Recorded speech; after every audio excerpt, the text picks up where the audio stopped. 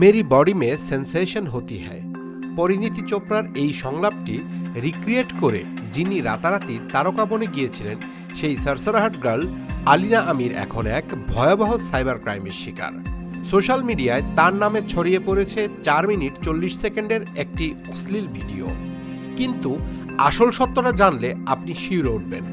গত এক সপ্তাহ ধরে পাকিস্তান ও ভারতের সোশ্যাল মিডিয়ায় তোলপাড় আলিনা আমিরের নামে একটি কথিত MMS লিক হয়েছে বলে দাবি করা হচ্ছিল।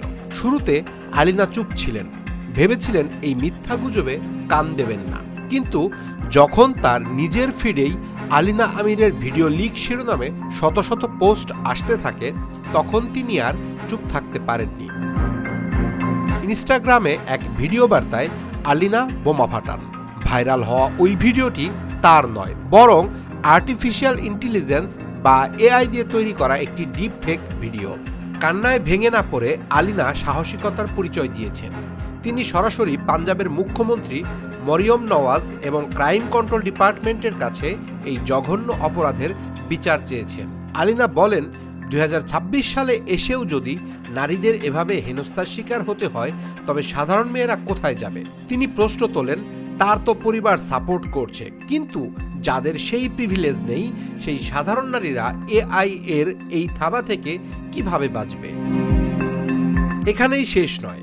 আলিনা ঘোষণা দিয়েছেন, যে বা যারা এই AI ভিডিও তৈরি করেছে তাদের পরিচয় যদি কেউ দিতে পারে, তবে তাকে নগদ অর্থ পুরস্কার দেওয়া হবে। তিনি বলেন, অপরাধীর এমন শাস্তি হওয়া উচিত যাতে ভবিষ্যতে কোনো মেয়ের সাথে এমন করার আগে তারা 100 বার ভাবে।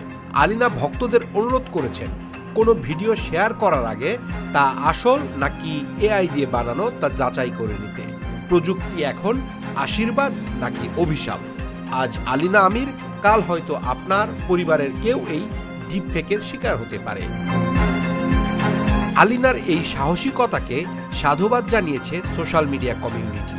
এই ঘটনা নিয়ে আপনার মতামত কি? AI এর অপব্যবহার রোধে কি ব্যবস্থা নেওয়া উচিত? কমেন্ট করে জানান।